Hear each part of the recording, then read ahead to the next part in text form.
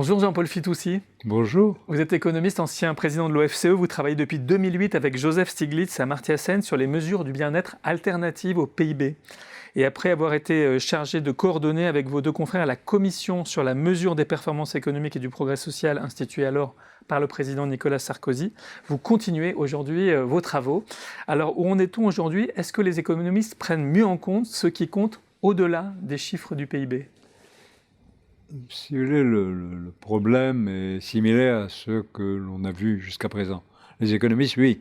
Le problème est, est-ce que les instituts de statistique ont créé les mesures pertinentes qui permettraient d'éclairer les décisions publiques.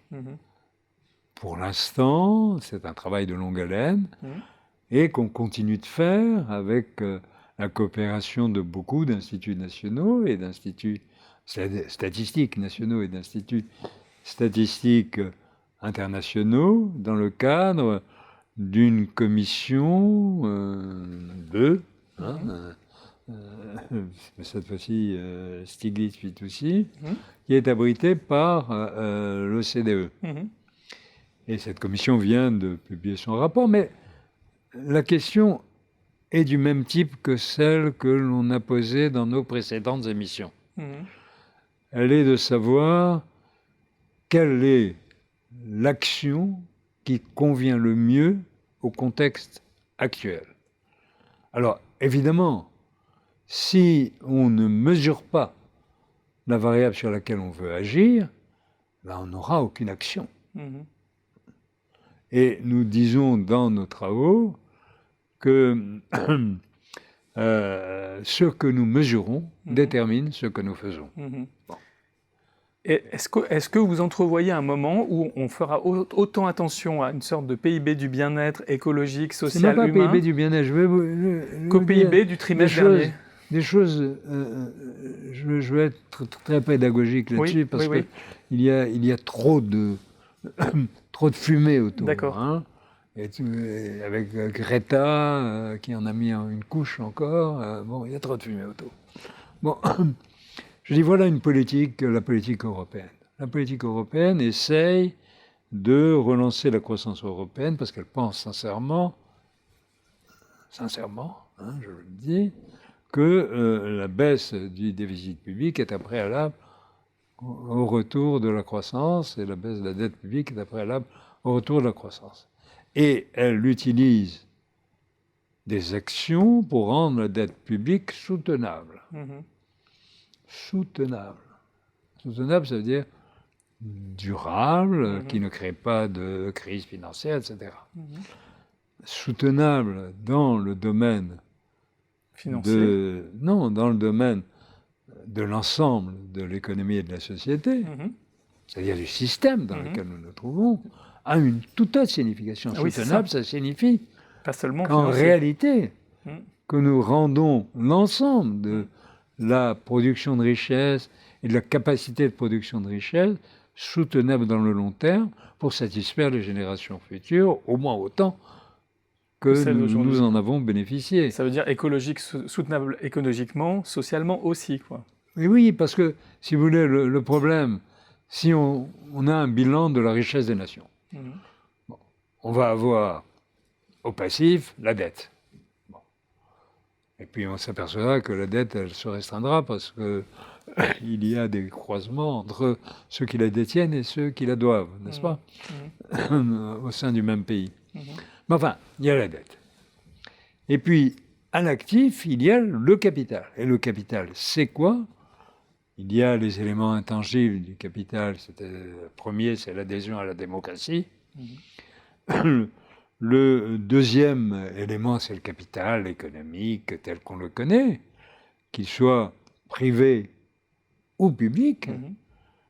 Troisième élément, c'est le capital humain. Il n'y a aucune hiérarchie dans ces éléments. Bien sûr. Le troisième élément, c'est le capital humain. Le quatrième élément, c'est le capital social, notamment la confiance. Sans confiance, une économie fonctionne mal, très mal. Elle perd une productivité incroyable à rechercher les moyens d'établir la confiance. Sans confiance, il n'y aurait pas eu de marché financier créé au XVIe siècle, hein, à Venise. Bon, le mot Venise est magnifique. C'est vrai, tout d'un coup, Bon, on voyage. voilà. Et donc, il y a le capital évidemment naturel. Or, si pour réduire la dette publique, disons d'1 point, on réduit de 20 points les autres éléments de capital, on appauvrit la nation. On rend la nation plus pauvre, objectivement plus pauvre. C'est-à-dire moins capable d'affronter dans le futur ce qu'on a pu affronter dans le passé. Et ça se fera au détriment des générations futures. Or, c'est ce qu'on fait. Parce que, qu'est-ce qui s'est passé en conséquence de ces politiques? Il y a eu une réduction de l'adhésion à la démocratie, et on le voit partout. On le voit partout, on voit la montée des extrémismes, je ne dirais pas des populismes. Parce que les populismes, ça se réfère pour moi à la démagogie des politiques plutôt qu'au peuple. Hein. Bon. Mais cet élément de destruction de la confiance a atteint le capital social de façon importante. 2, le capital humain. Évidemment, quand les gens sont au chômage, ils ont 2 effets collatéraux, si je puis dire. Le premier effet, c'est de ne pas travailler, de perdre leur savoir-faire. Le deuxième effet est d'être malade psychologiquement, parce qu'on a... Toutes les études ont montré que le coût du chômage est beaucoup plus élevé que la perte de revenus due au chômage. En raison de tous les phénomènes de type divorce, suicide, etc., qui l'entraînent. Et nous, on considère ces gens-là comme des fainéants, vous voyez. Je veux dire, on ajoute l'injure à la blessure. C'est quelque chose de totalement inacceptable. Mais on détruit aussi le capital naturel. Pourquoi on détruit le capital naturel? Parce qu'on n'a pas l'argent pour s'en occuper. Vous voyez ce qu'on fait. Regardez les destructions des villes en Europe. Hein, je veux dire, Paris, c'est une ville qui commence à devenir sale, que ses routes et ses rues ne sont plus aussi praticables qu'avant, et c'est la même chose à Rome. C'est la même chose dans beaucoup d'autres villes où la municipalité n'est pas suffisamment riche, c'est-à-dire n'a pas suffisamment de grosses entreprises pour pouvoir y faire face. Donc, en gros... Il y a un retard de l'investissement public dans tous les pays de la zone euro. Ben oui. En gros, on a perdu, et donc de l'investissement chargé de préserver la nature. Aussi. Bon. Donc, en gros, on a détruit une quantité de capital bien supérieure à la baisse de la dette publique que l'on a obtenue. C'est-à-dire, pour que ça change, il faut que ça soit mesuré et que ça soit finalement impératif de préserver ce capital. Est-ce qu'on va arriver à ça? On n'a pas besoin de dire que ce soit impératif. Je veux dire, si c'est mesuré, ça sera impératif. Ça deviendra impératif. Parce que, si une politique conduit à une mesure de destruction du capital humain de 10%, croyez-vous que le gouvernement puisse continuer dans cette voie? Non, il ne pourra pas. Et quand est-ce qu'on aura des chiffres comme ça, à votre avis? Vous qui travaillez sur ça, pour qu'on les ait justement.